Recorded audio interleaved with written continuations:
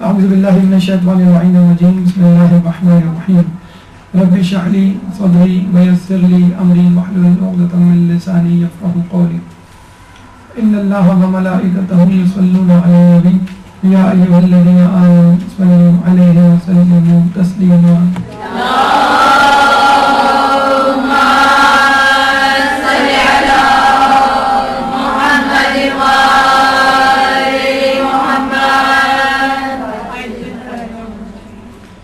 خدا سے محبت کیسے کریں، یہ آج ہمارا موضوع گفتگو ہے۔ وہ کہ ویلنٹائن ڈے ابھی دور ہے، اگلے ہفتے اگلے مہینے آئے گا۔ جب آئے گا تو انشاءاللہ اس کے مستحبات اور مکروہات میں گفتگو ہوگی، لیکن ہم یہ چاہتے ہیں کہ ابھی سے لوگوں کے دلوں کو خدا کی محبت سے بھر دیں کہ جب ویلنٹائن ڈے آئے تو جگہ ہی باقی نہ رہے۔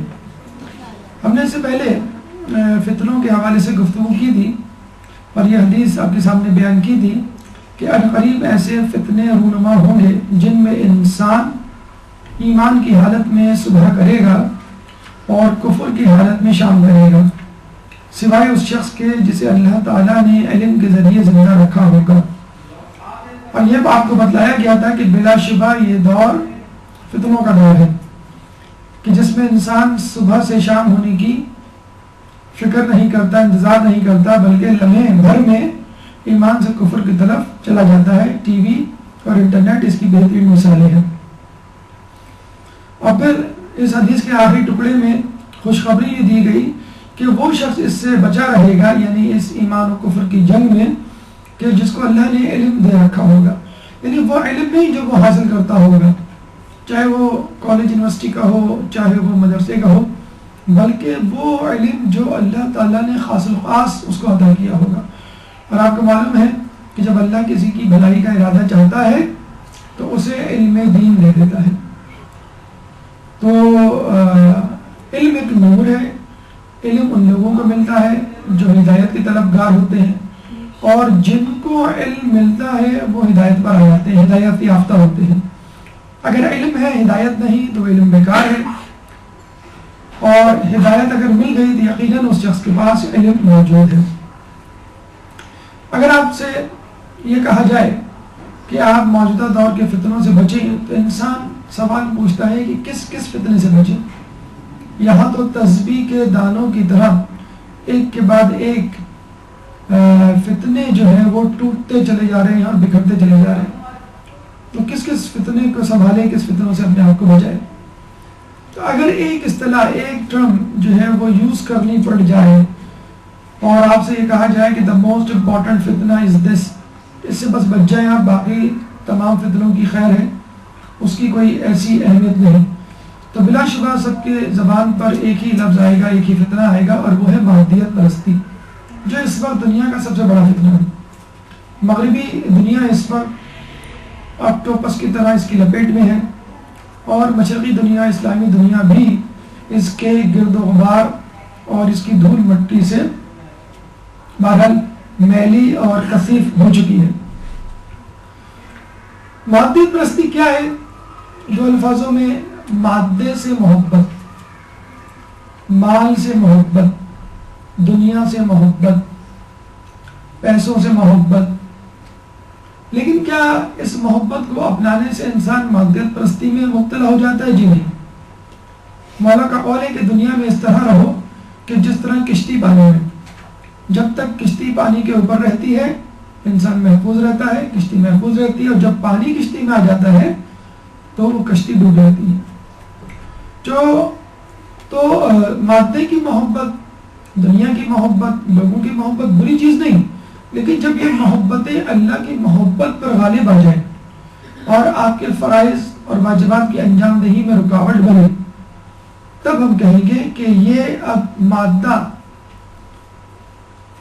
آپ کے لیے ضرورت نہیں بلکہ آپ کے لیے فتنہ بن گیا ہے۔ اس کو کہیں گے مادیت پرستی، یعنی اب انسان خدا پرستی کے دائرے سے نکل کر مادیت پرستی کے دائرے میں داخل ہو گیا ہے۔ اب اس نے خدا کو پوجنا چھوڑ دیا ہے، خدا کی عبادت چھوڑ دی ہے، مادے کی عبادت شروع کر دی ہے، یعنی جس سے لوگ خوش ہوں وہ کام کرتا ہے، جس سے اس کا نفس خوش ہو وہ کام انجام دیتا ہے، جس سے اس کے جسم کو راحت اور لذت ملے انسان وہی کچھ کرتا ہے۔ یہ ہے مادیت پرستی کے انسان خدا پرستی کو چھوڑ کر مادے کے بھون میں پھنس جائے۔ اس مادیت پرستی کی تاریخ ویسے تو بہت پرانی ہے، لیکن واضح طور پر ڈنکے کی چوٹ پر اس مادیت پرستی کو اپنایا گیا 1980s میں، 18ویں صدی میں، 18ویں صدی میں اپنایا گیا کہ جب صنعتی انقلاب آیا، جب سائنسی ایجادات ہوئی، motor car, railway engine, radio, پھر اس کے بعد ٹی وی، پھر پرنٹنگ پریس، پھر ہوائی جہاز، پھر کمپیوٹر، اور اب تک جو ہے یہ مادیت صنعتی ترقی جو ہے مسلسل بڑھ رہی ہے۔ جب لوگوں نے یہ دیکھا کہ انسان اتنا طاقتور ہو گیا ہے کہ پہاڑوں کو اپنی جگہ سے ہلا سکتا ہے، جب انسان اتنا طاقتور ہو گیا ہے کہ سمندر میں چھلانگ لگا سکتا ہے، جب جو ہے وہ اس کا ایٹم بم لاکھوں لوگوں کو موت کی نیند سلا سکتا ہے، تو اس کے ذہن میں تکبر آیا اور اس نے جو ہے اسلام کو، عیسائیت کو، مذہب کو خدا حافظ کہنا شروع کیا اور یہ کہا کہ بس جو چیز ہے وہ مادہ ہے، ہم مادے کو مانتے ہیں اور مادے کے علاوہ کسی چیز کو نہیں مانتے۔ یعنی جب کہا گیا کہ آپ انسان کے جسم کو مانیں اور اس کی روح کو بھی مانیں، انہوں نے کہا کہ ہم انسان کے جسم کو تسلیم کرتے ہیں، لیکن یہ روح کیا ہوتی ہے؟ کیونکہ روح غیر مادہ ہے، انہوں نے اس کو تسلیم کرنے سے انکار کر دیا۔ چنانچہ میٹر اینٹی میٹر کی بحث شروع ہو گئی اور لوگوں نے یہ کہا کہ بس میٹر ہی سب کچھ ہے، اینٹی میٹر کچھ نہیں، یا میٹر ہی سب کچھ ہے، اسپرٹ یا سول کچھ نہیں۔ یعنی جو چیز نظر آئے گی ہم اس کو قبول کریں گے، جو چیز نہیں نظر آئے گی اس کو ہم قبول نہیں کریں گے۔ صاف طور پہ انہوں نے خدا کا بھی انکار کیا، جنت دوزخ کا انکار کیا، فرشتوں کا انکار کیا، یعنی مذاہب کا انکار کیا، کرسچینٹی کیا، جوڈازم کیا، اسلام کیا۔ لیکن بعد میں جب بہت زیادہ دلائل اور آرگومنٹس ہوئے خدا پرستوں میں اور الہاد پرستوں میں، تو جو آخری صلح کی کوشش، یہ آفر جو پیش کی گئی وہ انگلینڈ کے پروفیسر اور فلسفی بیکن کی طرف سے پیش کی گئی، جس نے یہ کہا کہ اب تک تو یہ تھا کہ جو چیز ہم دیکھ سکتے ہیں اس کو مانیں گے اور جو چیز نہیں دیکھ سکتے ہم اس کو نہیں مانیں گے، لیکن اب ہم ایک صلح کی کوشش، ایک بیچ کا راستہ نکالتے ہیں کہ جو چیز ہمیں نظر آئے گی ہم اس کو مانیں گے اور جو چیز ہم کو نظر نہیں آئے گی اس کا انکار تو نہیں کریں گے لیکن اقرار بھی نہیں کریں گے۔ یعنی خدا نظر نہیں آتا، ٹھیک ہے، ہم انکار نہیں کر رہے لیکن اقرار بھی نہیں کر رہے، کیونکہ ہمارے پاس پروف نہیں ہے، ہم دیکھ نہیں سکتے اس کو۔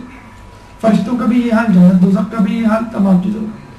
تو یہاں تک یہ بات آگے ٹھہری تھی کہ ٹھیک ہے آپ اپنے مذہب پہ جاری رکھیے، ہم اس کی جو ہے وہ تکذیب نہیں کر رہے، اگر آپ پروف لے آئے تو ہم اس کو مان لیں گے لیکن ہم اس کے منکر بھی نہیں ہیں۔ بات چلتے چلتے ڈارک میٹر تک پہنچی اور پچھلی صدی میں امریکہ کی ایک لیبارٹری میں تجربے کیے گئے اور یہ پتہ چلایا گیا کہ کائنات میں جو مادہ ہے اس مادے کی گریویٹیشنل فورس ہے۔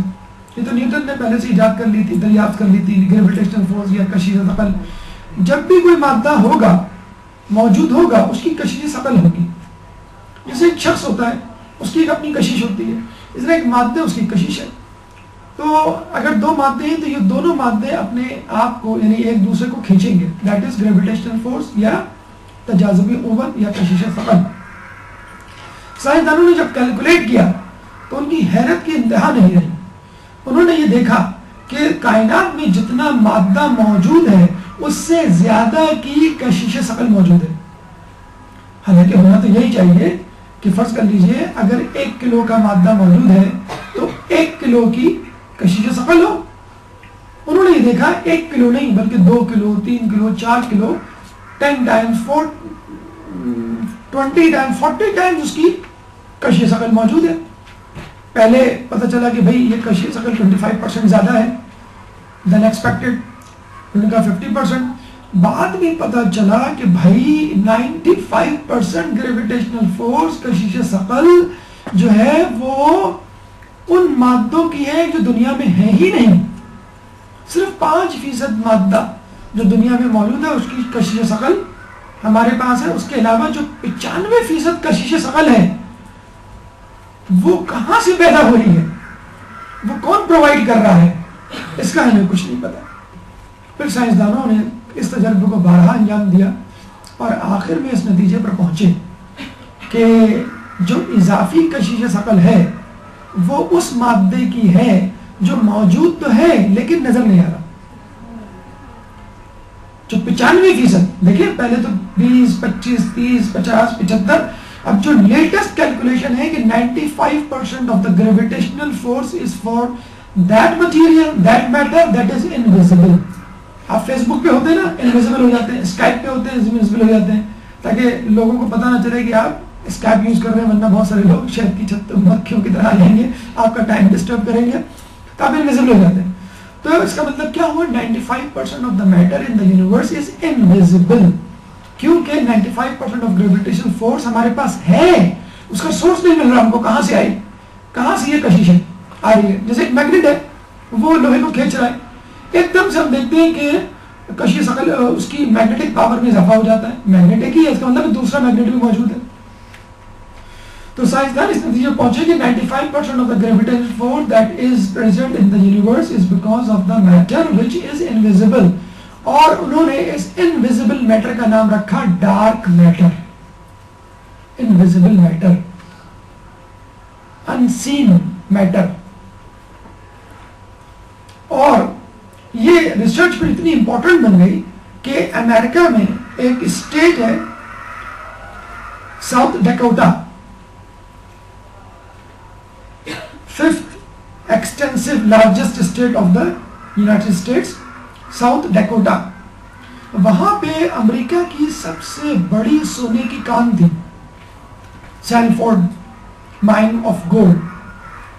وہاں پہ انہوں نے تجربہ کیا، کیونکہ یہ جو کان تھی یہ 3-4 کلومیٹر بڑی تھی، یہاں سے لے کے آپ سمجھ لیں لالو کھیت یا صدر، اتنی بڑی لیبارٹری تھی، اندر لیبارٹری نہیں تھی، کان تھی، گولڈ مائن، سب سے بڑی امریکہ کی گولڈ مائن، 8000 فٹ نیچے، آپ اندازہ لگائیں۔ تو وہاں پہ انہوں نے تجربہ کیا کہ بھئی یہ سیف جگہ ہے، یہاں پہ کچھ تجربہ کیا تو پتہ چلا کہ انویزیبل میٹر یا ڈارک میٹر موجود ہے کائنات میں۔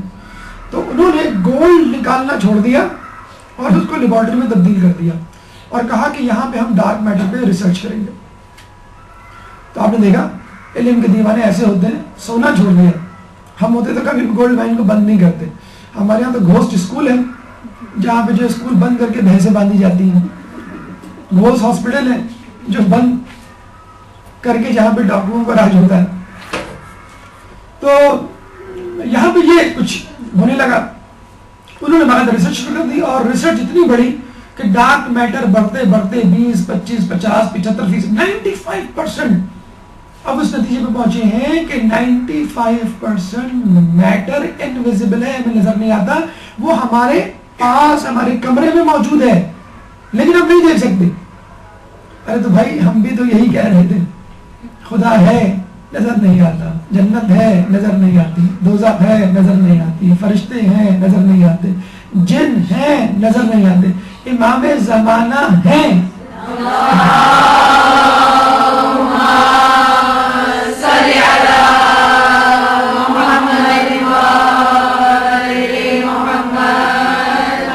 ایک نے تو یہاں تک کہہ دیا، نہ تھا کچھ تو خدا تھا، نہ ہوتا کچھ تو خدا ہوتا، ڈبویا مجھ کو ہونے نے، نہ ہوتا میں تو کیا ہوتا۔ چلے چھوڑے قرآن کی طرف چلے، سورہ بقرہ پہلی آیت کے بعد الف لام میم ذالک الکتاب لا ریب فیہ ھدی للمتقین الذین یؤمنون بالغیب ویقیمون الصلاۃ ومما رزقناہم ینفقون۔ ذالک الکتاب لا ریب فیہ، یہ وہ کتاب ہے کہ جس میں کوئی شک نہیں، ھدی للمتقین، ہدایت ہے متقیوں کے لیے۔ متقیوں کی پہچان کیا ہے؟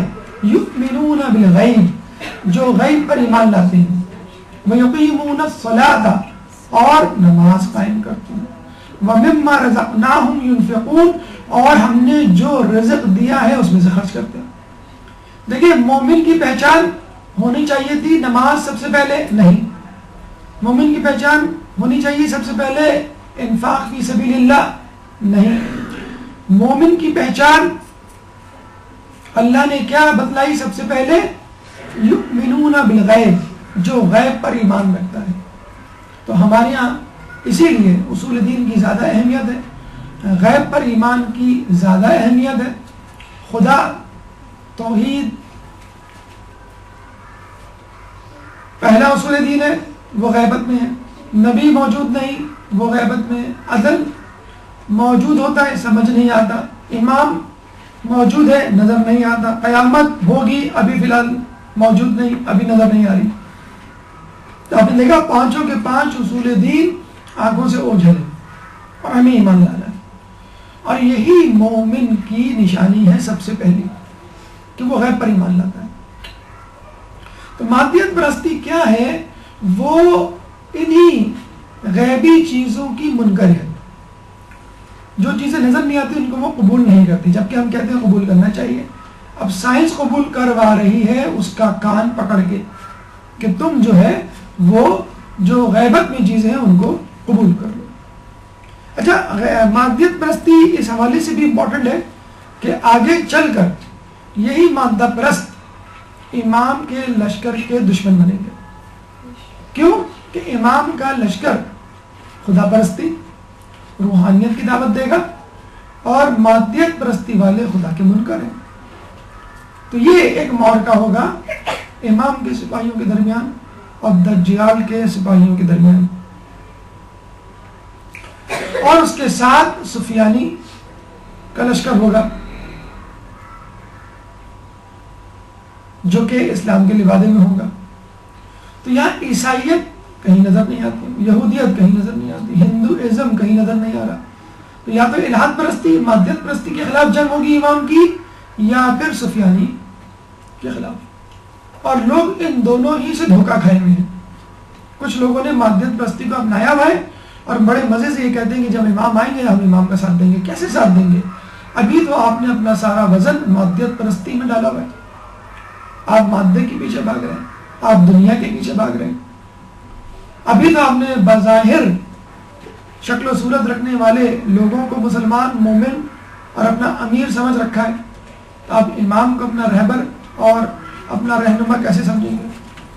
تو آپ نے دیکھا مادیت پرستی کے ماننے والے، تقلید کرنے والے کس طرح خدا کی طرف انجانے طور پہ بڑھ رہے ہیں. اور اتنی بڑی ریسرچ جو ہے وہ ہمیں غیب پر ایمان لانے کی دعوت دے رہی ہے.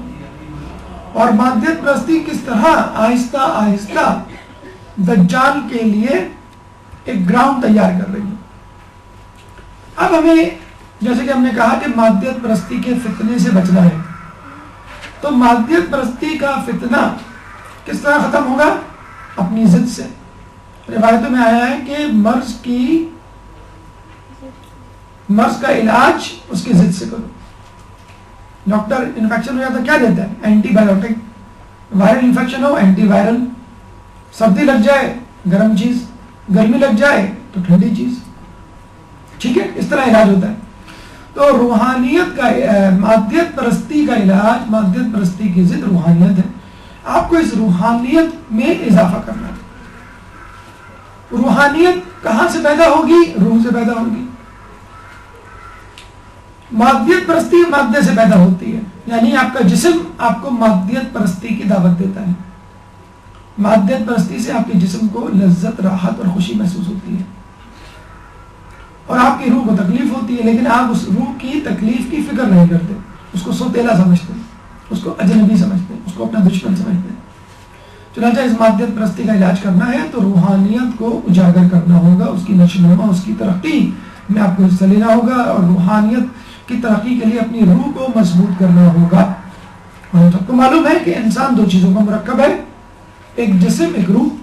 جسم کا جھکاؤ دنیا کی طرف ہے، مادے کی طرف ہے، اور روح کا جھکاؤ اللہ کی طرف ہے. چنانچہ اس روح کو مضبوط کرنے کے لیے آپ کو روح کا تعلق اللہ سے جوڑنا ہوگا. جیسے ہم کہتے ہیں نل کے میں پانی نہیں آ رہا، موٹر چلاؤ. موٹر چلاتے ہیں، پانی کی ٹنکی میں پانی بھر جاتا ہے، اور پھر چونکہ نل کا کنیکٹ ہے پانی کی ٹنکی سے، نل کے میں پانی آ جاتا ہے. تو آپ کو اپنی روح سے کو کنیکٹ کرنا ہے اللہ سے. لیکن اللہ یہی کہتا نا کہ ہم نے آدم کو مٹی سے پیدا کیا، پھر اپنی روح پھونکی. اللہ یہ تو نہیں کہتا کہ آدم کو ہم نے روح سے پیدا کیا اور اپنی مٹی بھونکی، نہیں، مٹی کسی اور کی ہے، مٹی کا تعلق دنیا سے ہے، روح کا تعلق اللہ سے. وہ الگ بات کہ مٹی بھی اللہ کی بنائی ہوئی ہے، روح بھی اللہ کا بنائی ہوئی ہے، لیکن اللہ کو پسند روح ہے. جیسے سانپ بچھو بھی اللہ نے بنائے، لیکن سانپ بچھو کو وہ جنت میں نہیں رکھے گا، دوزخ میں ڈالے گا تاکہ اس کے دشمنوں کو وہ کاٹے. تو جسم بھی اللہ کا بنایا ہوا ہے لیکن اللہ کو پسند نہیں ہے. جبھی تو جسم مر جاتا ہے، روح باقی رہتی ہے. جسم جو ہے وہ دنیا کی طرف جھکاؤ رکھتا ہے. اس لیے اس جسم کو کنٹرول کرنے کے لیے، قابو کرنے کے لیے اللہ تعالیٰ نے روح رکھی ہے. لیکن مسئلہ یہ ہے کہ روح اسی وقت آپ کے جسم کو قابو میں لا سکتی ہے، کنٹرول کر سکتی ہے جب روح مضبوط ہوگی. آپ نے اپنی روح کو مضبوط ہی نہیں کیا، وہ اس کی سنتے ہی نہیں ہے. روح عبادت چاہتی ہے، روح خاموشی چاہتی ہے، روح تقویٰ چاہتی ہے. آپ نے ان چیزوں کی فکر ہی نہیں کی. روح علم چاہتی ہے. ہم نے جسم کی فکر کی بھی ہے، جسم کو کھلا رہے ہیں، جسم کو سلا رہے ہیں، جسم کو آرام دے رہے ہیں، راحت لذت دے رہے ہیں، اور روح کے لیے کچھ نہیں کر رہے ہیں. تو روح تو بیچاری کمزور ہو گئی. جب روح کمزور ہوگی تو جسم روح پر غالب آ جائے گا. تو ہمیں روح کو مضبوط کرنا ہے تاکہ وہ آپ کے جسم کو کنٹرول کرے اور جسم پھر مادیت پرستی پہ غلبہ پائے اور مادیت پرستی میں مبتلا نہ ہو. اب روح کو کیسے مضبوط کریں گے؟ روح کا تعلق اللہ سے جوڑ دیجئے، اور اس تعلق کو ہم کہتے ہیں حب الہی، اللہ سے محبت، عشق الہی. جیسے دیواروں میں کتنی ہی مضبوط اینٹیں کیوں نہ لگا دیں، جب تک ان اینٹوں کے درمیان سیمنٹ نہیں ہوگی اینٹیں متحد نہیں رہ سکتی، گر جائے گی دیوار. آپ کی روح کتنی مضبوط کیوں نہ ہو، جب تک اس کا تعلق اللہ سے نہیں ہوگا یہ روح مضبوط نہیں ہوگی. چنانچہ روح کی مضبوطی کے لیے خدا سے تعلق کو مضبوط کرے، اور خدا سے تعلق کے لیے خدا سے محبت کرے. یہ ہے وہ چیز جو آپ کے اور خدا کے درمیان تعلق کو مضبوط کرے گی.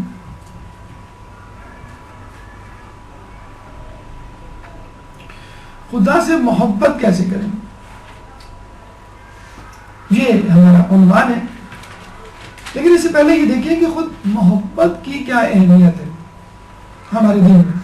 اور جب بھی محبت کا نام آتا ہے تو فلموں کی محبت، ڈرامے کی محبت، اور گلی کوچوں کی محبت، اور انٹرنیٹ، اور پہلے خطوں کی دعوت کی محبت، اب انٹرنیٹ اور چیٹنگ کی محبت، یہ سب چیزیں ذہن میں آتی ہیں. ہمارے تمام ڈرامے، ہمارے تمام فلمیں اسی عشق مجازی کی طرف گھوم رہے ہیں. لگتا ہے سب فرصت میں ہے، نہ کسی کو جاب کرنی ہے، نہ لڑکی کو گھر کا کام کرنا ہے، نہ کسی کو پڑھنا پڑھانا ہے، سب کو یہی کام کرنا ہے. عشق مجازی میں مبتلا کیا گیا، اس عشق مجازی کے مرض میں مبتلا کیا گیا. حالانکہ انسان کتنا ہی عشق مجازی میں مبتلا ہو، کچھ نہ کچھ تو وہ کام کرتا ہوگا. وہ کام کبھی نہیں دکھایا جاتا. 24 گھنٹے 24 آور 7 ڈیز ابھی یہی بتایا جاتا ہے کہ نوجوان جو ہے وہ، بلکہ نوجوان کے اب تو بڈھوں کو جو ہے وہ عشق میں مبتلا دکھایا جا رہا ہے. جو انویلڈ عشق ہے وہ دکھائے جا رہے ہیں. شادی شدہ آدمی ہے وہ عشق کرتا کر رہا ہے. مطلب اتنا ہیضہ اور بدہضمی ہو گئی ہے عشق کی اور عشق مجازی کی کہ آدمی کہتا ہے کہ یار یہ کیا ہے. آدمی چپس کھا رہا ہے تو اس میں محبت، پیپسی پی رہا ہے تو اس میں محبت، موبائل اس میں محبت، چائے تو اس میں، ہر چیز کا جو تعلق، محبت کا تعلق جو ہے وہ کسی نہ کسی میٹر سے ہے. یعنی وہ بتانا یہ چاہ رہے ہیں کہ جتنا مادیت پرستی میں الجھو گے اتنی محبت زیادہ ہوگی. حالانکہ یہ عشق مجازی ہے. عشق مجازی تو سب سے بڑی رکاوٹ ہے عشق الہی کی. جب رسول اللہ نے مولا علی سے پوچھا کہ تم نے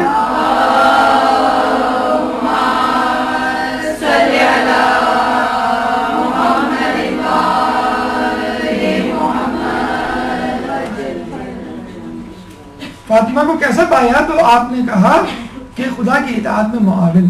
تو عشق مجازی تو ایک معاونت ہے، ایک ہم سفر ہے خدا تک پہنچنے کے لیے، نہ کہ خود ہدف. آپ نے اس کو ہدف بنایا ہوا ہے. منت کے روزے رکھ رہے ہیں، اللہ تعالیٰ کی عبادت کر رہے ہیں، کیوں؟ کہ وہ مل جائے. اللہ کو آپ نے وسیلہ بنایا اور عشق مجازی کو آپ نے ٹارگٹ بنا دیا. حالانکہ عشق مجازی یا دنیا کا عشق دنیا والوں سے یہ وسیلہ ہونا چاہیے، ٹارگٹ کیا ہونا چاہیے؟ اللہ. تو حقیقت میں دین محبت ہی کا نام ہے. اسلام میں محبت کی بڑی اہمیت ہے. الدین هو الحب والحب هو الدین. دین محبت ہے اور محبت دین ہے.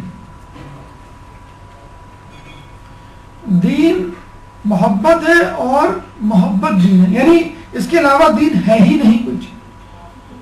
امام فرماتے ہیں کیا دین محبت کے علاوہ کچھ اور بھی ہے؟ یعنی کچھ ہے ہی نہیں.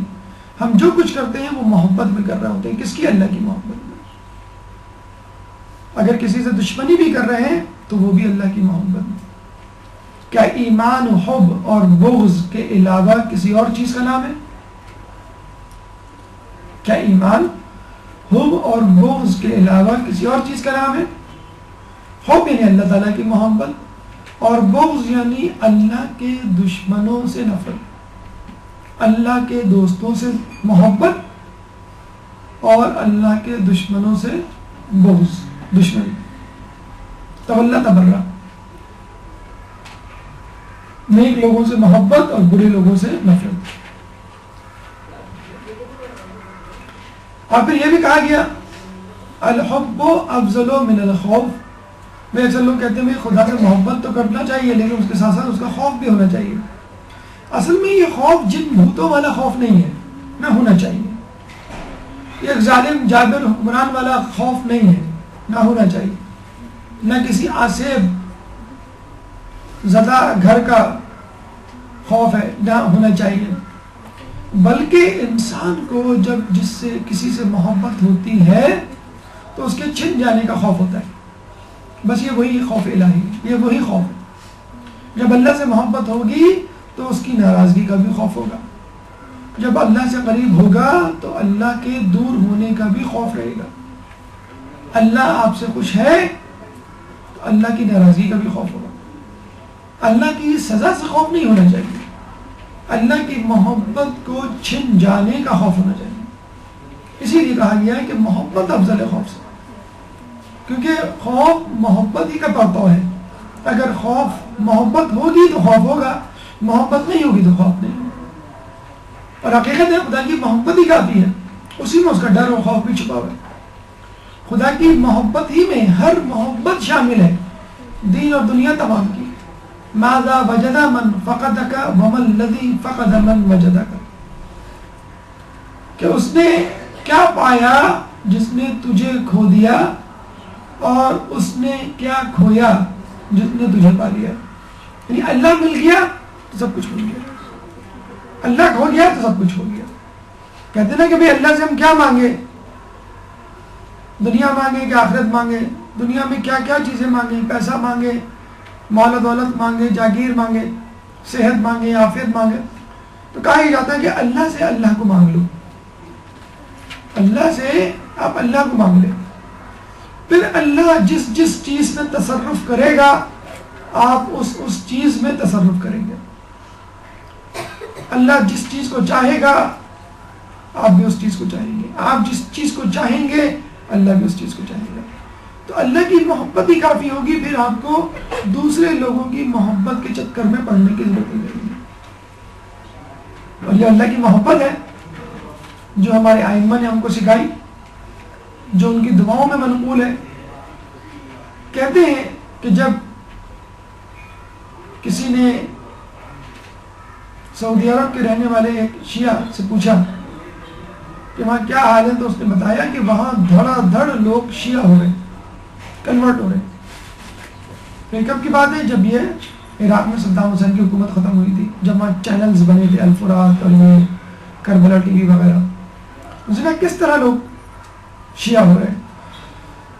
تو مکے میں رہنے والے شخص نے کہا کہ اصل میں جب سے یہ چینلز آنے شروع ہوئے ہیں، عربک چینل عراق سے، شیعہ چینلز جس میں دعائیں ہوتی ہیں چوتھے امام کی، ان دعاؤں کو پڑھ پڑھ کے لوگ شیعہ ہو رہے ہیں.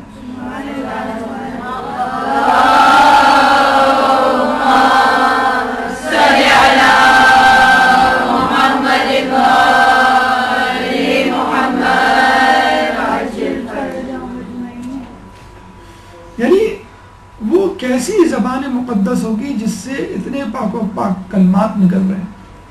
وہ کیسی شخصیت ہوگی جو اس قسم کے افکار رکھتی ہے. اور جب دعائیں آدمی کہتے ہیں نا کہ مولا کا قول ہے کہ انسان اپنی زبان کے نیچے چھپا ہوا ہے، جب آپ کسی کی کلمات سنیں گے، کلام امام کلام، تو آپ کو اس کی شخصیت کی منزلت اور درجے کا اندازہ ہو جائے گا.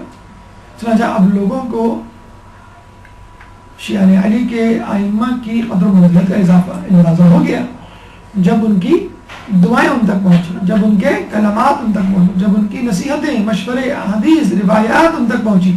اب تک تو کتابوں پر پابندی تھی، کتابیں ایک جگہ سے دوسری جگہ ٹرانسفر نہیں ہو سکتی، جرمانہ تھا، سزا تھی، لیکن اب چونکہ انٹرنیٹ پر تمام چیزیں موجود ہیں، کوئی چیز چھپی بھی نہیں، ٹی وی چینلز پہ تمام چیزیں موجود ہیں، کوئی چیز چھپی نہیں۔ چنانچہ یہ تمام چیزیں جب آشکار ہوئی، منکشف ہوئی، تو امام کی زندگی اور ان کا مرتبہ مقام بھی لوگوں کے سامنے منکشف ہوا۔ اب آئیے اس پہ ہم گفتگو کرتے ہیں کہ اس مادیت پرستی کے فتنے سے کیسے مقابلہ کریں، یعنی جو ضد ہے خدا کی، جو ضد ہے روحانیت کی، تو اس کا مقابلہ خدا سے محبت کر کے کرنا ہوگا۔ یہاں پر ہم آپ کو خدا سے محبت کے چند طریقے امام معصومین کی روایت کی روشنی میں بتائیں گے۔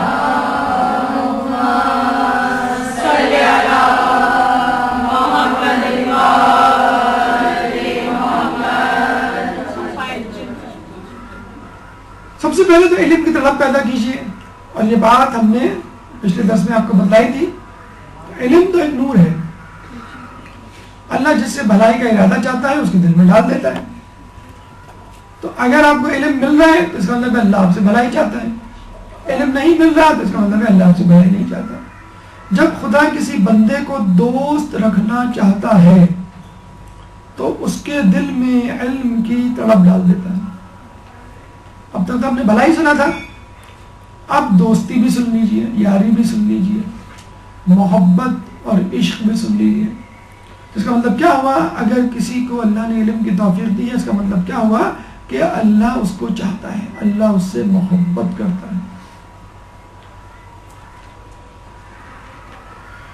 تو اللہ جب کسی بندے کو دوست رکھنا چاہتا ہے تو اس کے دل میں علم کی طلب ڈال دیتا ہے، اور یقیناً یہ علم ہے جو آپ کو بتائے گا کہ عشق الہی کیا ہے، اللہ کی محبت کیا ہے، خود اللہ کی معرفت کیا ہے۔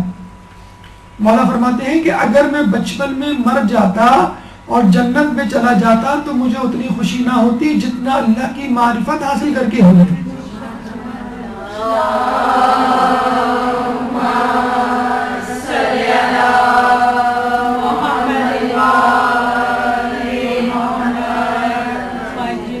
اللہ کی معرفت جنت کی لذت سے کہیں زیادہ لذیذ ترین ہے۔ جب اللہ کی محبت ملتی ہے تو انسان جنت کو بھول جاتا ہے، ایسی چیز ہے خدا کی معرفت۔ نمبر 2، گناہوں سے دوری۔ اللہ فرماتا ہے فَإِنَّ اللَّهَ يُحِبُّ الْمُتَّقِينَ، کہ اللہ تعالیٰ متقیوں سے محبت کرتا ہے۔ متقی کون؟ تقوی اختیار کرنے والے، گناہوں سے دور رہنے والے۔ جناب خضر علیہ السلام سے کسی نے پوچھا کہ آپ کو یہ مقام و مرتبہ کیسے ملا کہ آپ موسیٰ کے استاد پائے، قرار پائے، اتنا علم آپ کے پاس؟ تو انہوں نے کہا کہ گناہوں کی دوری کی وجہ سے۔ اور یہ فطری حقیقت ہے کہ انسان جب اپنے کاسۂ قلب کو، دل کے برتن کو اللہ کی محبت سے بھرنا چاہتا ہے تو پہلے اس کو دھوتا ہے، گندگی اور کثافت اس میں سے دور کرتا ہے، پھر اللہ کی محبت اس کو ڈالتا ہے۔ یہ کیسے ممکن ہے کہ انسان گناہ کرتا رہے اور یہ کہے کہ اللہ مجھ سے محبت کرے یا اللہ مجھ سے محبت کرتا ہے؟ کسی نے پوچھا کہ مجھے کیسے معلوم ہو کہ خدا کے نزدیک میری کیا قدر و منزلت ہے؟ امام نے فرمایا جو شخص یہ جاننا چاہتا ہو کہ خدا کے نزدیک اس کی کیا قدر و منزلت ہے تو اسے یہ دیکھنا چاہیے کہ اس کے نزدیک خدا کی کیا قدر و منزلت ہوتی ہے۔ یعنی آپ خدا کو کیا سمجھتے ہیں تو خدا بھی بس آپ کو ویسے ہی سمجھے گا۔ اگر آپ خدا کو خالق سمجھتے ہیں تو اللہ آپ کو اپنی مخلوق سمجھے گا۔ آپ خدا سے محبت کرتے ہیں تو خدا بھی جو ہے وہ آپ سے محبت کرے گا۔ اور خصوصی طور پہ ایک اور حدیث میں گناہ کا لفظ استعمال ہوا ہے کہ اسے یہ دیکھنا چاہیے کہ گناہ کا ارتکاب کرتے وقت اس کے نزدیک، ویسے تو ہم اللہ کی تعلیم میں آسمان و زمین کے خلافے ملاتے ہیں، لیکن جب گناہ کرتے ہیں تو اللہ کی کوئی حیثیت اہمیت نہیں ہوتی. یعنی اللہ کون ہوتا ہے؟ ہمیں دیکھنے والا. اللہ کون ہوتا ہے؟ ہمیں سزا دینے والا. اور یہ وہ گناہ ہوتے ہیں جو آدمی رات کی تاریکی میں، تنہائی میں یا اجنبی جگہ پہ کرتا ہے جہاں پہ اس کو دیکھنے والے یا پہچاننے والے نہیں ہوتے. اگر تمہیں معلوم کرنا ہے کہ اللہ کے نزدیک تمہاری کیا حیثیت ہے، تم یہ دیکھو تمہارے نزدیک اللہ کی کیا حیثیت ہے. اور کب دیکھو؟ جب تم گناہ کا ارتکاب کر رہے ہو. یہ ہے وہ مقام جو جب تک آپ کے دل میں لوگوں کی محبت، گناہوں کی محبت اور لذت موجود رہے گی، اس وقت تک اللہ کی محبت اس میں داخل نہیں ہوگی. چاہے کتنا ہی آپ ضد کر لیں کہ اللہ تو مجھے نظر آ، پھر دیکھ میں کیسی عبادت کرتا ہوں. کبھی اے حقیقت منتظر نظر آ لباس مجاز میں، کہ ہزاروں سجدے تڑپ رہے ہیں میری جبین نیاز میں. جو میں سر بسجدہ ہوا کبھی تو زمین سے آنے لگی صدا، تیرا دل تو ہے صنم آشنا تجھے کیا ملے گا نماز میں. تو یہ انسان جب دلوں میں لوگوں کے بت،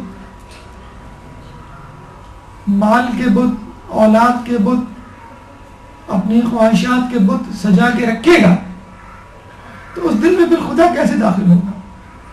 اس دل میں جو بتوں سے بھرا ہوا ہے اس میں خدا کیسے سمائے گا؟ نمبر 3، لوگوں سے دوری. اگر انسان گناہ سے دور ہونا چاہتا ہے تو فوری طور پہ لوگوں سے دور ہو جائے. اور یہاں جب ہم کہتے ہیں لوگوں سے دوری تو اس سے مراد یہ ہے گناہ گار لوگوں سے دوری، دنیا دار لوگوں سے دوری، جو آپ کو دنیا کی محبت میں گرفتار کر دے. ان لوگوں سے دوری اختیار کرنی ہے آپ کو. اور کچھ وقت تنہائی میں اللہ کے ساتھ گزارنا. جو خدا سے مانوس ہو جاتا ہے وہ لوگوں سے وحشت محسوس کرتا ہے. جب آدمی کسی چیز سے مانوس ہو جائے تو دوسری چیزوں سے اجنبی ہو جاتا ہے. امام شجم، امام جعفر صادق علیہ السلام سے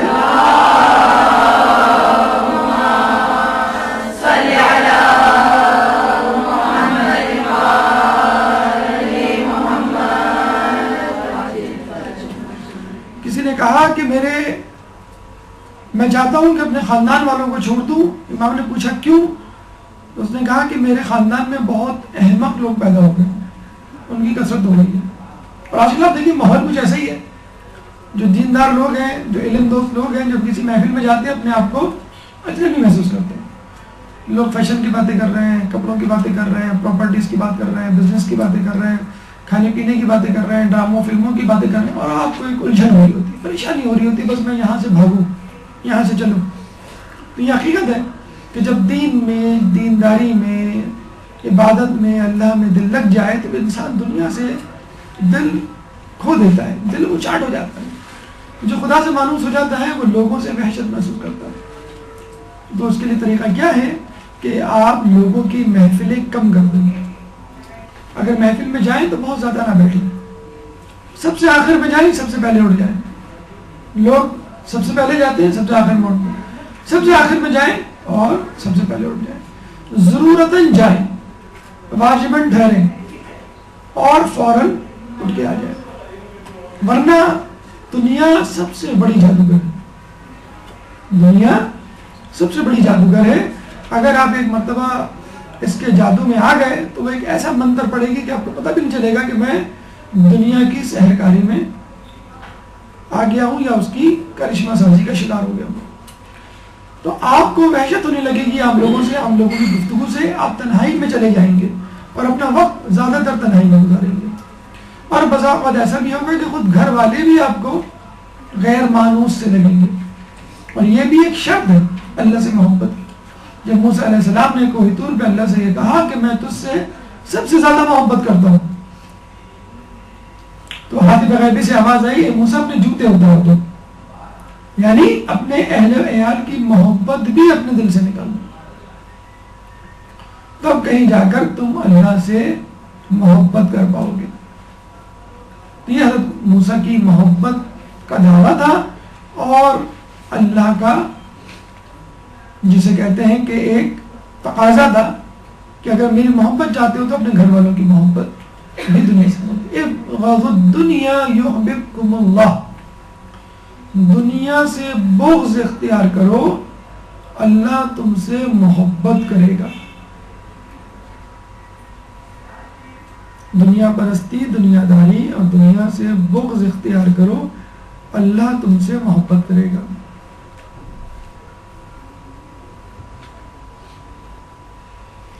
اور اگر آپ کو محبت کرنی بھی ہے تو اس کو مشروط کر دیں اللہ کی محبت سے. یعنی اگر میں کسی سے محبت کروں گا بھی تو اللہ کے لیے کروں گا. اللہ فرماتا ہے میرے بندوں میں میرے نزدیک سب سے زیادہ محبوب وہ لوگ ہیں جو میرے جلال کی وجہ سے آپس میں محبت کرتے ہیں. یعنی اگر آپ کسی سے ملتے بھی ہیں تو اللہ کے لیے، ورنہ آپ کا دل چاہے تو آپ نہ ملیں، ایک لمحہ بھی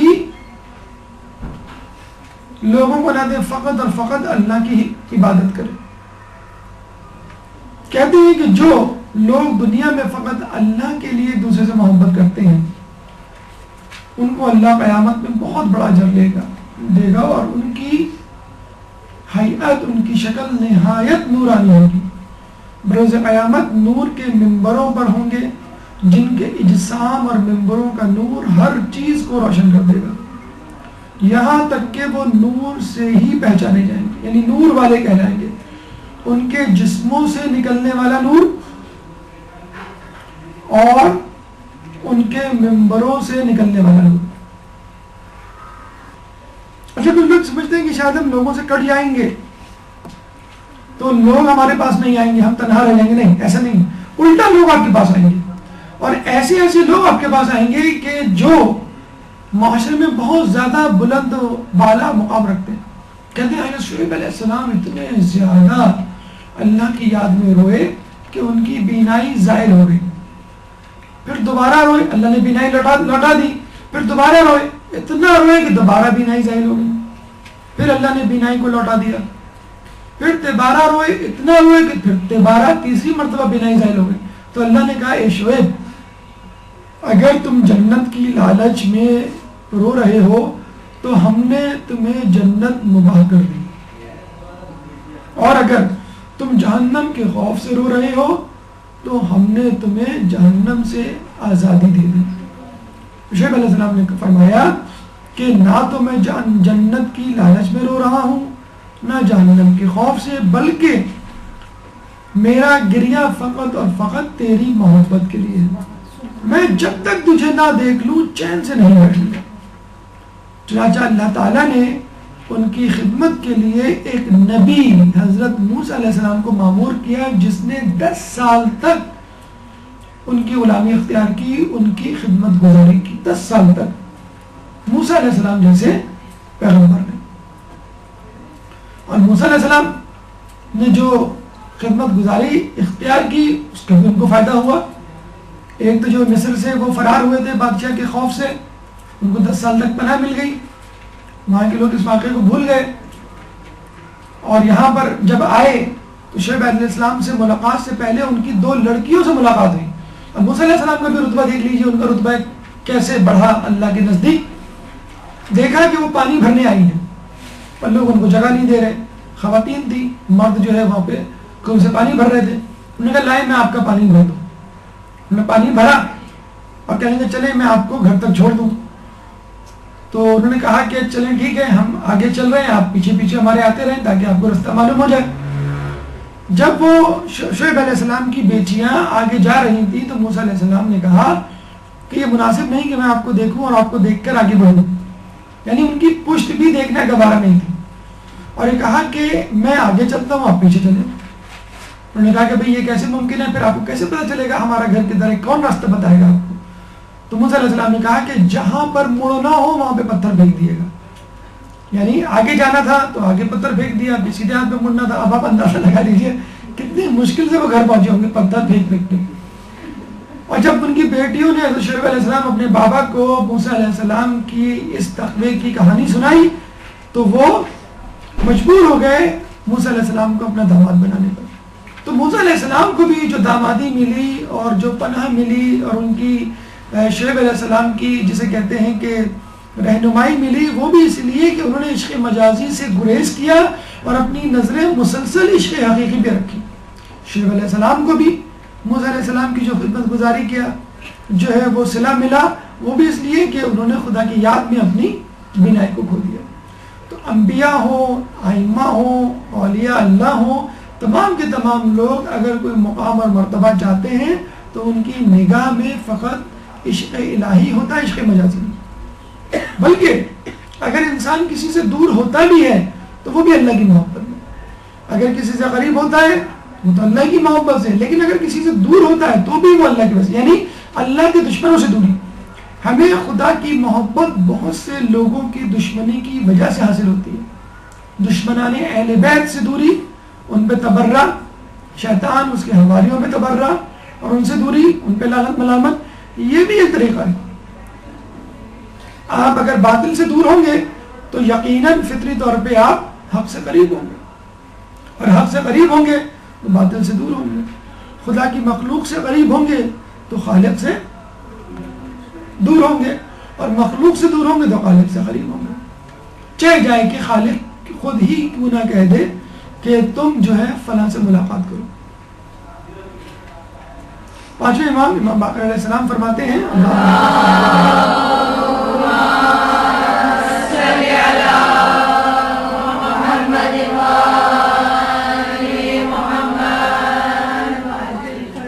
میں نے خدا کی محبت کو تلاش کیا تو اسے گناہگاروں کے ساتھ دشمنی میں مضمر پایا۔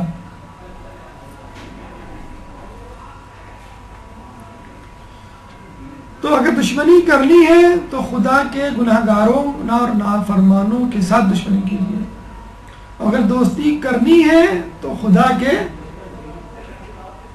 دوستوں سے، خدا کے ولیوں سے محبت کیجیے۔ اس کے بعد مال سے دوری کس طرح اللہ کی محبت میں اضافہ کر سکتی ہے، لیکن اس کا تذکرہ ایک وقفے کے بعد۔ ایک درود پڑھ دیں محمد علی محمد۔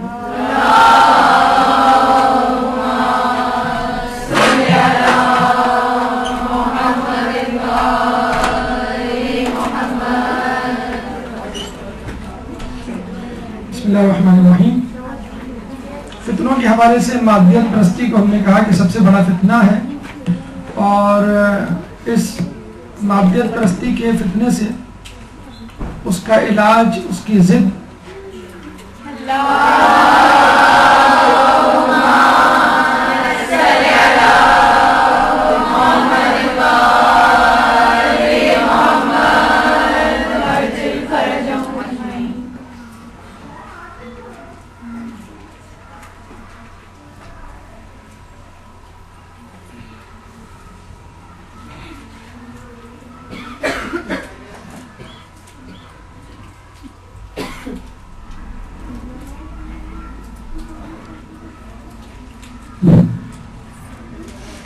بسم اللہ الرحمن الرحیم۔ مادیت پرستی کے فتنوں کے حوالے سے گفتگو ہو رہی تھی کہ مادیت پرستی جو ہے وہ سب سے بڑا فتنہ ہے، اور اس فتنے سے بچنے کے لیے اس کی ضد یعنی خدا کی ضد، یعنی اس کی خدا کی محبت اپنے دل میں ڈالیں، اور خدا کی محبت جب دل میں ڈالیں گے تو اس کے کئی طریقے روایات میں مذکور ہیں، اور اس میں پہلا طریقہ یہ تھا کہ انسان اپنے دل میں علم کی طلب پیدا کرے، اس کے بعد گناہوں سے احتراز کرے، پھر تیسرے نمبر پہ گناہ گاروں سے احتراز کرے، اور چوتھے نمبر پر مال سے دوری، کیونکہ مادیت پرستی کی جو قیمت ہے وہ مال سے ادا کی جاتی ہے۔ آپ گاڑی خریدیں، لباس خریدیں، گھر خریدیں، اس کی قیمت آپ کو مال سے دینی ہے۔ چنانچہ مادیت پرستی سے دور رہنا ہو تو آپ کو مال سے دور رہنا ہوگا۔ جب اللہ تعالیٰ کسی کو ناپسند فرماتا ہے تو اس کے دل میں مال کی محبت ڈال دیتا ہے۔ بتائیے کہ ہم میں سے کتنے لوگ ہیں جو اس مال کی محبت میں گرفتار نہیں ہے؟ تقریباً ہر شخص، ہر دوسرا شخص جو ہے اس مال کی محبت میں گرفتار ہے، اور مال کی ضرورت بہرحال دیندار کو بھی ہے، دنیا دار کو بھی ہے، لیکن جب وہ محبت اتنی بڑھ جائے کہ اللہ کی محبت پر غالب آ جائے پر یہاں سے مال جو ہے وہ فتنے میں تبدیل ہو جاتا ہے، اور جب انسان مال کی محبت میں گرفتار ہوتا ہے تو اس طرح وہ ٹریپ ہوتا ہے، شکار ہوتا ہے دنیا داروں کا اور دنیا کے جال کا، کہ اس کو پتہ ہی نہیں ہوتا. بعض وقت پتہ ہوتا ہے اور لیکن وہ ایک امید کی کیفیت میں اس جال میں چھلانگ لگا دیتا ہے کہ شاید اور لوگ تو پھنس گئے، میں نہ پھنس سکوں. مولا فرماتے ہیں کہ جس طرح سورج اور رات ایک جگہ جمع نہیں ہو سکتے، اس طرح خدا کی محبت اور دنیا کی محبت ایک جگہ جمع نہیں ہو سکتی. اگر آپ چاہتے ہیں کہ خدا کی محبت آپ کے دل میں رہے تو مال کی محبت کو، دنیا کی محبت کو آپ اپنے دل سے نکال دیں، اور اگر دنیا کی محبت اور مال کی محبت دل میں رہے گی تو خدا کی محبت کو دل سے نکال دیں. کہتے ہیں کہ اللہ تعالیٰ جب اپنی دوست کی آزمائش کرتا ہے، جب کسی کو اپنا دوست بناتا ہے تو اس کی آزمائش کرتا ہے، اور جب کسی کو اپنا قریبی دوست بناتا ہے تو اس کی کڑی آزمائش کرتا ہے. اور جب کسی نے پوچھا کہ کڑی آزمائش کیا ہے تو آپ نے فرمایا اللہ نہ اس کا مال رہنے دیتا ہے نہ ہی اولاد.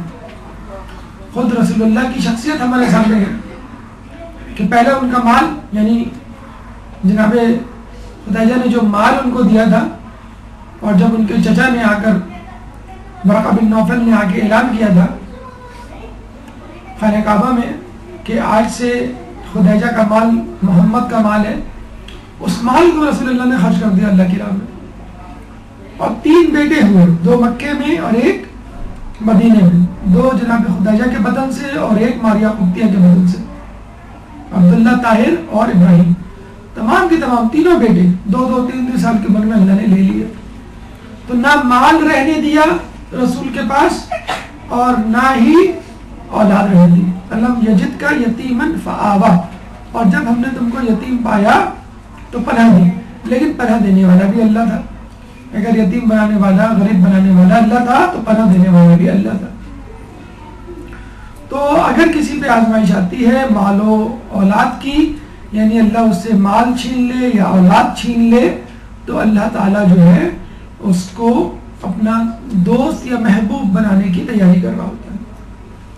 آیت اللہ زکزاکی اس وقت جو نائجیریا میں جن پہ ظلم و ستم کیا گیا، جن کے ماننے والوں پر، انہوں نے 3 بیٹے اس راہ میں شہید کروائے. 3 موٹے بیٹوں کی قربانی جو ہے وہ برداشت کی. خود امام خمینی نے اپنے بیٹے اللہ کی راہ میں دیے، حسن نصر اللہ نے اپنے بیٹے اللہ کی راہ میں دیے. تو جب بھی اللہ کسی سے محبت کرتا ہے تو نہ صرف یہ کہ اس کا مال لے لیتا ہے بلکہ اس کی اولاد بھی چھین لیتا ہے، تاکہ اس کا دل مکمل طور پہ خالی ہو جائے دنیا کی محبت سے. نہ مال کی محبت رہے نہ اولاد کی، اور فقط وہ اللہ سے محبت کرے. نمبر 5واں طریقہ کہ کس طرح انسان اللہ تعالیٰ کی محبت کو حاصل کر سکتا ہے، وہ ہے لوگوں کی خدمت. دیکھیے ہمارے یہاں دین کے 2 حصے ہیں، عبادات اور معاملات. عبادات یعنی اللہ کی عبادت، اللہ کی بندگی، اور معاملات یعنی لوگوں کی خدمت، لوگوں سے تعلق. کہتے ہیں عبادات میں تو اللہ اگر چاہے تو چھوٹ دے سکتا ہے، معاف کر سکتا ہے، لیکن معاملات میں اس وقت تک معافی نہیں ملے گی جب تک بندہ انسان کو معاف نہ کر دے. اگر آپ پر کسی کا قرض ہے، آپ نے کسی کی توہین کی ہے، آپ نے کسی پہ تہمت لگائی ہے، آپ نے کسی کی غیبت کی ہے، آپ نے کسی کا مال کھایا ہے، تو اس وقت تک جب تک وہ بندہ آپ کو معاف نہ کر دے اللہ نہیں معاف کرے گا. تو اس کی زیادہ اہمیت ہوئی بنسبت عبادات کے کہ اللہ تو غفور الرحیم ہے، اللہ معاف کر دے گا، بندہ کیسے معاف کرے گا. اللہ کے نزدیک سب سے زیادہ محبوب شخص کون ہے؟ جب پوچھا گیا تو آپ نے فرمایا جو لوگوں کو زیادہ سے زیادہ فائدہ پہنچائے. ابھی ہم نے کہا کہ لوگوں سے دوری، گناہوں سے دوری اور لوگوں سے دوری. تو لوگوں سے دوری کون سے لوگوں سے دوری؟ گناہ گاروں سے دوری، گناہ گار لوگوں سے دوری جو آپ کو اللہ سے دور کر سکتے ہیں. اور اس کے بعد اگر آپ کو کسی سے تعلق رکھنا ہے تو خدمت کا تعلق رکھنا ہوگا. آئمہ کی زندگی اٹھا کے دیکھ لیجئے، مولا علی سے لے کے امام حسن، امام حسن سے لے کے امام حسین،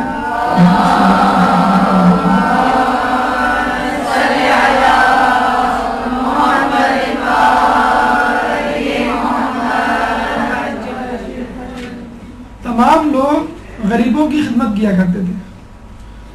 غریب، بیکاری، جو سڑکوں پر ہوتے ہیں، جو بے گھر ہوتے ہیں، جان پہچان کے ضرورت مند لوگ نہیں، شیعہ یا اپنے ماننے والے نہیں، بس غریب فقیر لوگ.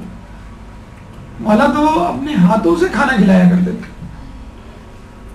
امام علی کی شہادت ہو یا امام حسین کی یا امام زین العابدین کی، کہ مرنے کے بعد، ان کی شہادت کے بعد لوگ روئے ہیں اور کہا کہ آج ہمارا کھانا نہیں آیا. کیوں؟ پتہ لگا کہ امام علی کی شہادت ہو گئی، چوتھے امام کی شہادت ہو گئی. چھٹے امام ایک دفعہ روٹیاں بانٹ رہے تھے، کسی نے کہا امام یہ آپ کا شیعہ نہیں. امام نے کہا اگر شیعہ ہوتا تو میں نمک بھی بانٹتا.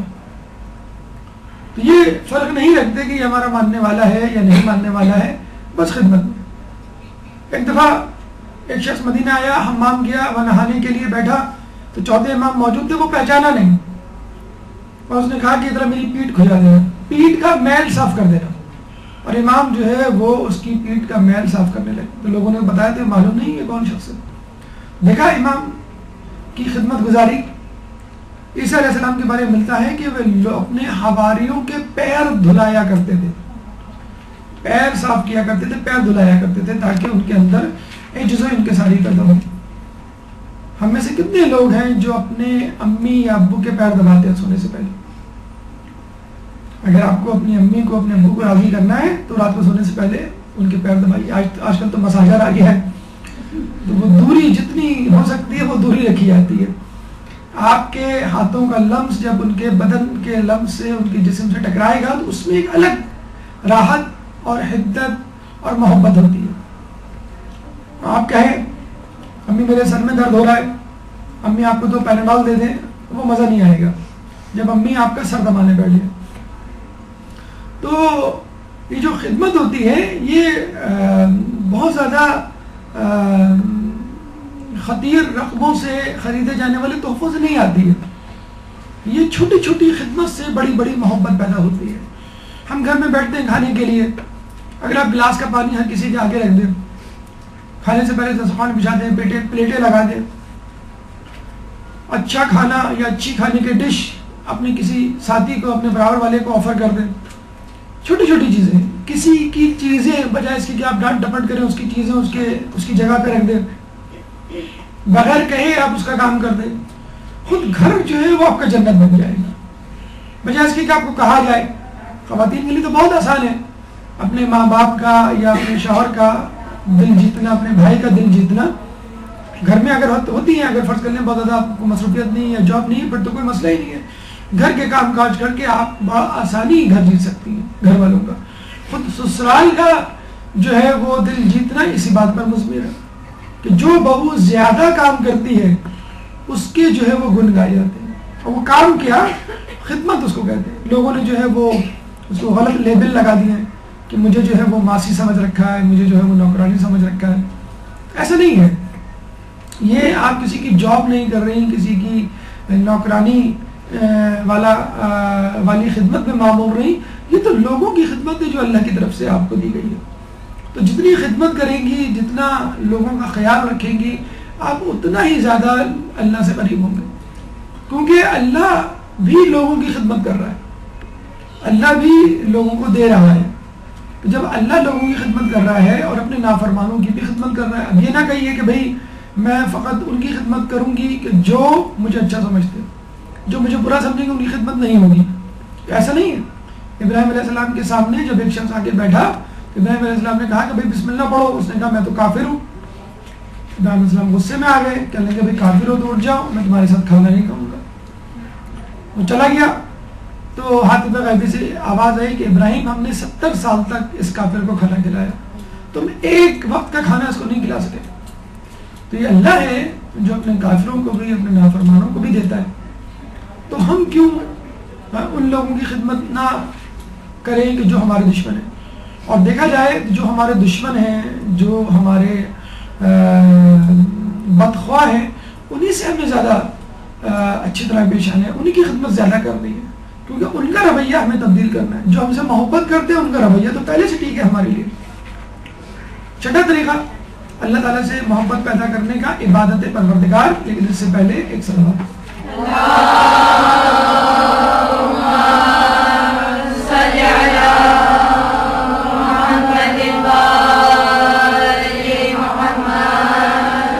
اللہ یحب المحسنین، اللہ تعالیٰ نیکوکاروں کو پسند کرتا ہے، اللہ تعالیٰ نیکی کرنے والوں کو پسند کرتا ہے. سورہ بقرہ آیت نمبر 95.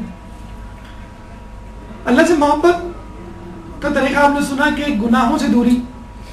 جب دل آپ کے گناہ سے پاک ہو جائیں گے، ظاہری بات ہے دل میں کچھ نہ کچھ تو ڈالنا ہے. جس طرح گلاس آپ دھوتے ہیں، برتن آپ دھوتے ہیں، اس کے بعد اس میں مشروب ڈالا جاتا ہے. تو جب دل گناہوں سے پاک ہوں گے تو اس میں پاک و پاکیزہ اللہ کی محبت ڈالی جائے گی، اللہ کی محبت کی وجہ سے. اللہ فرماتا ہے میرا بندہ جتنا مجھے فرائض کی ادائیگی کی وجہ سے دوست ہوتا ہے، اتنا کسی اور ذریعے سے نہیں ہوتا. آپ نماز جب واجب نہیں پڑھ رہے، نوافل پڑھ رہے ہیں، کوئی فائدہ نہیں. آپ واجب روزے چھوڑ رہے ہیں، قضا روزے رکھ رہے ہیں، کوئی فائدہ نہیں. آپ قرض لے رہے ہیں اور قرض واپس کرنے کے بجائے تحفہ دے رہے ہیں، کوئی فائدہ نہیں. تو اللہ کو پہلے فرائض لوٹائیں، اپنے واجبات ادا کریں. یہ ہے پہلا اسٹیپ، پہلا قدم اللہ سے محبت کرنے کا. اس سے بہتر طریقہ، اس سے اولین طریقہ کوئی نہیں ہو سکتا اللہ سے محبت. کہنے ہیں ویسے بننے کی عبادت ایسی تھی کہ وہ کہا کرتے تھے کہ آج کی رات رکوع کی رات، رکوع میں چلے جایا کرتے تھے رات بھر. آج کی رات سجدے کی رات، پوری رات سجدے میں. جب کسی نے ان کو دیکھا دریائے فرات کے کنارے، کبھی پوری رات رکوع میں، کبھی پوری رات سجدے میں، تو ان سے کہا کہ آپ اتنی زحمت کیوں برداشت کرتے ہیں؟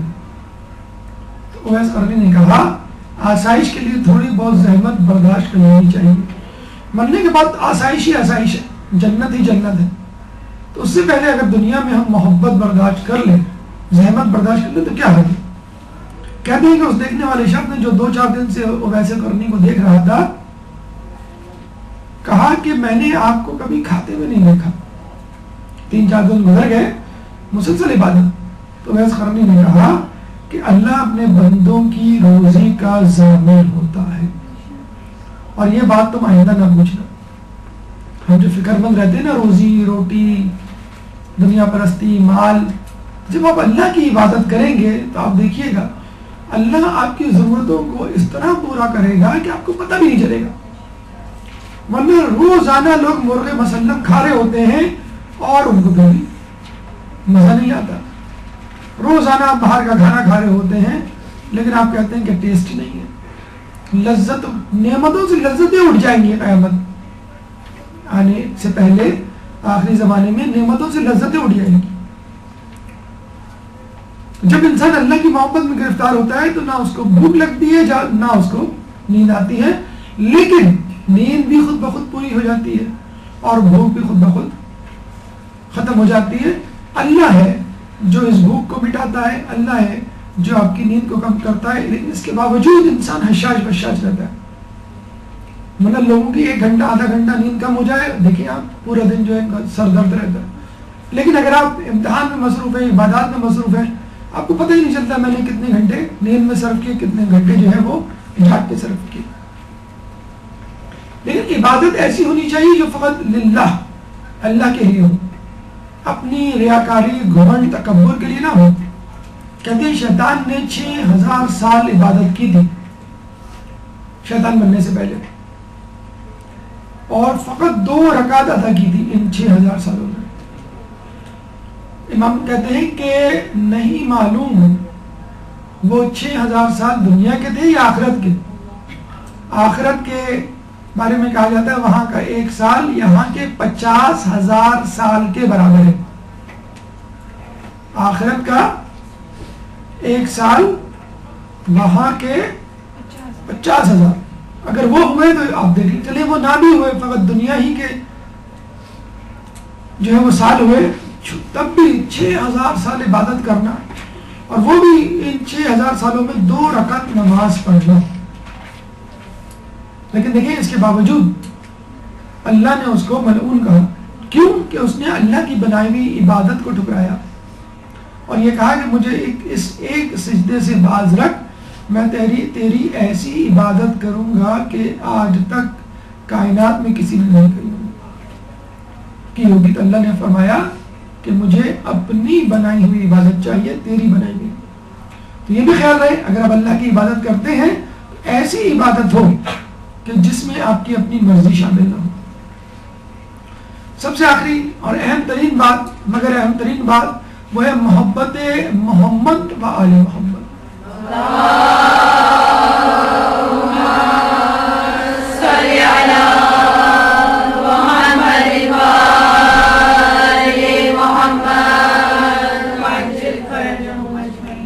سورہ آل عمران آیت نمبر 31 میں اللہ فرماتا ہے قل ان کنتم تحبون اللہ فاتبعونی یحببکم اللہ. کہو ان کنتم تحبون اللہ, اگر تم اللہ سے محبت کرتے ہو فاتبعونی تو میری اطاعت کرو, یحببکم اللہ, اللہ تم سے محبت کرے گا. کیا مطلب ہوا؟ اللہ کہتا ہے رسول کہہ دیجئے لوگوں سے کہ اگر وہ چاہتے ہیں کہ اللہ سے محبت کریں, مجھ سے محبت کریں تو آپ کی اطاعت کریں. عجیب بات ہے, ہونا تو یہ چاہیے تھا کہ اللہ یہ فرماتا کہ لوگوں سے کہہ دو اگر تم اللہ سے محبت کرنا چاہتے ہو تو اللہ کی اطاعت کرو. اللہ کی اطاعت کرو گے اللہ سے بہت محبت ثابت ہو جائے گی. یعنی اللہ کیا فرماتا ہے, اگر تم چاہتے ہو کہ تم مجھ سے محبت کرو تو تم اللہ کے رسول کی اطاعت کرو, کیونکہ اللہ کے رسول کی اطاعت اللہ کی اطاعت, اللہ کی اطاعت اللہ کی محبت کی دلیل. اور اس کے بعد کیا ہوگا؟ اللہ تم سے محبت کرنے لگ جائے گا, یعنی تمہاری محبت کا جواب دینے لگ جائے گا. کہتے ہیں کہ ایک غلام تھا, نماز شب میں دعا مانگ رہا کہ اللہ تجھے اس محبت کی قسم کہ جو تجھ کو مجھ سے ہے. تو مالک اٹھ گیا, اس نے کہا کہ تو یہ کیسے دعویٰ کر سکتا ہے کہ خدا کو تجھ سے محبت ہے مجھ سے نہیں. تو غلام نے جواب دیا اگر خدا کو تجھ سے محبت ہوتی مجھ سے نہ ہوتی تو تجھے اٹھاتا مجھے سلاتا. مجھے جو اٹھایا ہے عبادت کی توفیق دی ہے, اس بات کی دلیل ہے کہ وہ مجھ سے محبت کرتا ہے. تو اگر آپ چاہتے ہیں کہ اللہ آپ سے محبت کرے تو آپ رسول اور ان کی آل سے محبت کریں. خدا کی محبت کی وجہ سے مجھ سے محبت کرو اور میری محبت کی وجہ سے میرے اہل بیت سے محبت کرو. یعنی اگر آپ ثابت کرنا چاہتے ہیں کہ آپ اللہ سے محبت کرتے ہیں تو اللہ کے رسول سے محبت کریں, اور اگر آپ چاہتے ہیں کہ اللہ کے رسول سے محبت کریں تو آپ اللہ کے رسول کی آل سے محبت کریں. جب تک یہ تینوں محبتیں یکجا نہیں ہوں گی کوئی محبت ثابت نہیں ہوگی. اللہ سے محبت ہے اللہ کے رسول سے محبت نہیں تو یہ ممکن ہی نہیں, آپ کی محبت قابل قبول بھی نہیں. جو کہ اللہ نے اپنی شہادت کے ساتھ رسول کی شہادت کو لازم قرار دیا, لا الہ الا اللہ محمد رسول اللہ. اور جب رسول سے محبت کریں گے قل لا اسألکم علیہ اجرا الا المودۃ فی القربى, سورہ شورى آیت نمبر 23, کہ کہو کہ میں تم سے اجر رسالت اس بات کے سوا نہیں مانگتا کچھ کہ تم میرے قرابت داروں سے محبت کرو. یہ اجر رسالت بھی ہے اور اللہ سے محبت کی دلیل بھی ہے. لیکن یہ بات یاد رہے کہ جب انسان اہل بیت سے محبت کرتا ہے تو اس کو تیار رہنا چاہیے فقر و فاقہ کے لیے.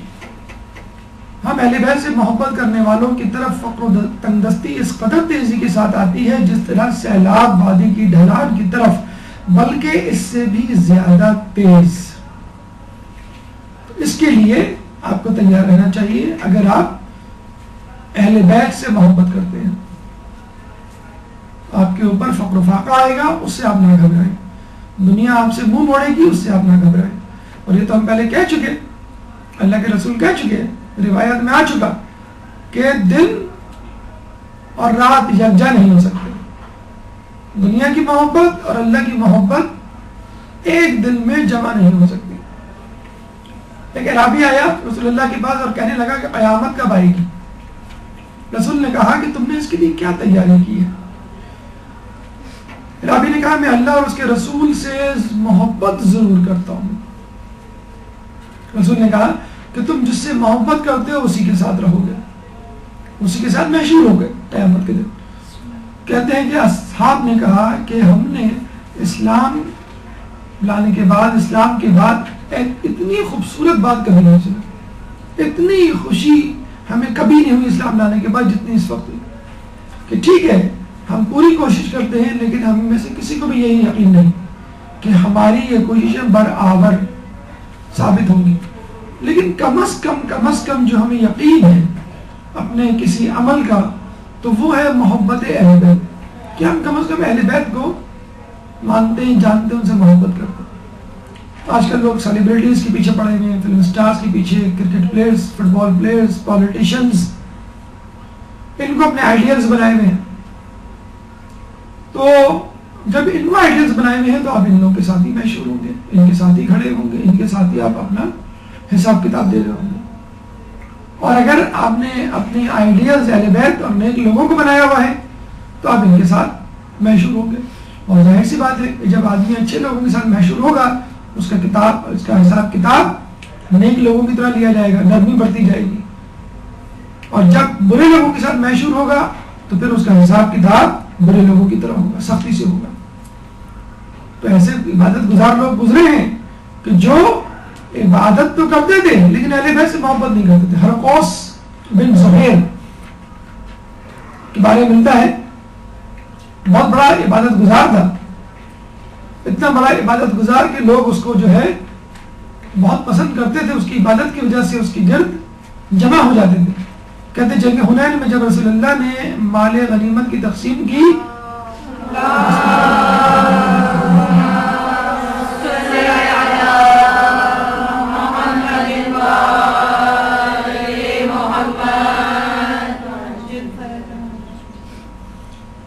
تو اس نے رسول کی عدالت پر شک کیا.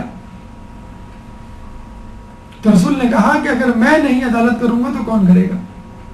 اور پھر بعد میں یہی حرقوس جو ہے وہ جنگ نہروان میں حضرت علی کے ہاتھوں قتل ہوا. تو دیکھا آپ نے، انسان کی عبادت کسی کام کی نہیں جب تک وہ اہل بیت سے محبت نہ کرے. نتیجہ کیا ہوتا ہے؟ کیسے معلوم کریں گے کہ اللہ کو اب آپ سے محبت ہو گئی یا اللہ نے آپ کی محبت کو قبول کر لیا؟ کہتے ہیں کہ جب خدا کسی بندے کو دوست رکھنا چاہتا ہے تو سکون قلب اور حلم کو اس کے لیے مزین کر دیتا ہے. اللہ بذکر اللہ تطمئن القلوب، کہ دلوں کو اطمینان اللہ ہی کے ذکر سے ہوتا ہے. اور حلم یعنی صبر کی قوت، برداشت کی قوت، آزمائشوں پر خاموشی، اللہ پہ توکل، یہ اس کو دے دیتا ہے اور بڑا مطمئن ہوتا ہے. ایک دوسرا شخص جو مصیبتوں میں، آزمائشوں میں گھرا ہو سکتا ہے وہ شکوے شکایت کرے، لیکن یہ شخص شکوے شکایت نہیں کرتا. اب یہ تمام چیزیں پڑھنے کے بعد، علامتیں دیکھنے کے بعد، عملیات اور طریقے سننے کے بعد آپ کے دل میں یہ بات ضرور پیدا ہوئی ہوگی کہ اگر ہم اللہ سے محبت کرتے ہیں ہمیں کیسے پتہ چلے گا کہ ہمارے اندر اللہ کی محبت کس درجے کی ہے. آپ ایگزام دیتے ہیں، آپ کو رزلٹ کی فکر ہوتی ہے، آپ پاس ہو گئے کہ فیل. اگر پاس ہو گئے تو اے گریڈ ہے، بی گریڈ ہے، سی ہے، ڈی ہے، کیا ہے؟ ٹاپ پوزیشن ہے یا آخر میں پوزیشن ہے، آخری ہے، لیسٹ ہے یا میکسیمم ہے. تو محبت کے رزلٹ کے حوالے سے سن لیجئے کم سے کم گریڈ کیا ہے، پاسنگ مارکس جسے کہہ لیں. روایتوں میں ہے کہ ادنا درجے کا محبت کرنے والا وہ ہوتا ہے جو اپنی اطاعت کو بہت کم سمجھتا ہے اور اپنے گناہ کو بہت بڑا جانتا ہے اور گمان کرتا ہے کہ دونوں جہانوں میں خدا کے سوا اس کا کوئی بھی نہیں. اب مجھے بتائیے رہ کیا گیا؟ نیکیوں کو کم جانتا ہے، گناہوں کو زیادہ جانتا ہے، اور پوری دنیا میں دونوں جہانوں میں یہ تسلیم کرتا ہے کہ اللہ کے سوا کوئی بھی نہیں ہے جو اس کو بچائے، جو اس کا اپنا ہو، جس کے بارے میں کہا گیا کہ ادنا ترین درجہ ہے یہ. جب اعرابی نے یہ سنا تو اس نے پوچھا کہ کیا اس درجے سے اوپر بھی کچھ درجات ہیں؟ تو مولانا نے فرمایا ہاں، اس کے اوپر 70 درجات ہیں. یہ منیمم درجہ ہے. جیسے ہم کہتے ہیں نا بھائی A grade, B, C, D, بس یہ 3-4 گریڈ ہے، تو 70 گریڈز ہیں. 70 grades minimum grade, passing grade جنت میں جانے کا، یا جنت سب سے کم ترین جنت حاصل کرنے کا کیا ہے کہ اللہ کے نزدیک اپنی نیکی کو کم، گناہوں کو زیادہ سمجھے اور یہ گمان کرے کہ دونوں جہانوں میں خدا کے سوا کوئی نہیں. ان اللہ یحب المتوکلین، کہ اللہ تعالیٰ توکل کرنے والوں کو پسند کرتا ہے. جو اس پہ توکل کرے گا اللہ تعالیٰ اس کو پسند کرے گا. جب اعرابی نے یہ سنا تو وہ غش کھا کے گر پڑا، بے ہوش ہو گیا، اور پوچھا کیا اس سے بھی اعلیٰ درجے کا محبت کرنے والا کوئی ہے؟ تو مولانا نے فرمایا ہاں، 70 درجہ بالا، 70 گریڈز، 70 درجات، 70 مرحلے ہیں. تم اس سے اوپر بھی جا سکتے ہو. اب دیکھیے یہ تو منیمم درجہ تھا، کم ترین درجہ تھا. برترین درجہ کیا ہو سکتا ہے؟ کہاں پہنچ سکتے ہیں میکسیمم؟ اللہ فرماتا ہے کہ جب بندہ فرائض کی انجام دہی کرتا ہے تو وہ مجھ سے محبت کرتا ہے، یہ اس کی محبت کی دلیل ہے. اور جب وہ نوافل پڑھتا ہے تو یہ میری محبت کی دلیل ہے. یعنی جب وہ واجب ادا کرے گا اس کا مطلب ہے اس کو مجھ سے محبت ہے، اور جب وہ مستحبات ادا کرے گا اس کا مطلب ہے مجھ کو اس سے محبت ہے. اب یہاں بیٹھے بیٹھے فیصلہ ہو جائے گا آپ میں سے کتنے لوگ جو ہیں واجبات ادا کرتے ہیں نماز پنجگانہ کی، اور کتنے لوگ نوافل ادا کرتے ہیں. اور اس کے بعد جو مستحبات اور مکروہات ہیں اس میں دیکھ لیجئے. لیکن یہ یاد رہے کہ مستحبات سے پہلے واجبات کی فکر کیجئے، مکروہات سے پہلے حرام کی فکر کیجئے. اور یہ بھی نہیں کہ ایک مستحب بڑی آسانی سے انجام ہو سکتا ہے تو آپ یہ نہ کہیں گے نہیں پہلے میں تمام واجبات ادا کروں گا پھر مستحبات کروں گا. یعنی آپ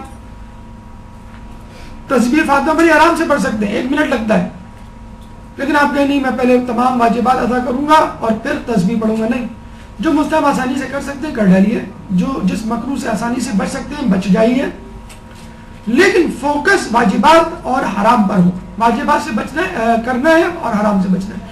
اس کے بعد فوری طور پہ نوافل پہ آ جائیے، فوری طور پہ مستحبات پہ آ جائیے، مکروہات سے بچیے.